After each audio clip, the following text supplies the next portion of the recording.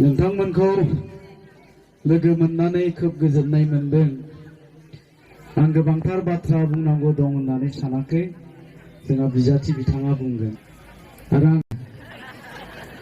माने आंबो टिकेट नागिरबाय थायो बिसायख'थि मोनफैबा। सोंनो थायो आङो नैबेनाव टिकेटखौनो होआ, आंखौ थगायबाय थायो। खालमासि लालै जाम्बारि होनबाय थायो। दा ओंखायनो आं सानबाय बे जिबनाव आं खुनुदिन जानो हाखानाय नंलालै ना। सिनेमायावनो जानोसै आंना दाखालि जादों सिनेमायाव। थैलाय मिन्थियो सिनेमाखौ नायदोंना? सिनेमायाव जानायखौनो मोगथाङाव जानाय ओरैबायदि मोनलायदों आरोखि आङो।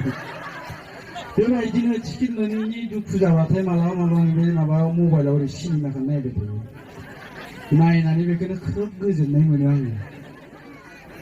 आरो गुबै बाथ्राया जाबाय मा, बेजों लोगो जाफा आं टिकेट मोनाखै।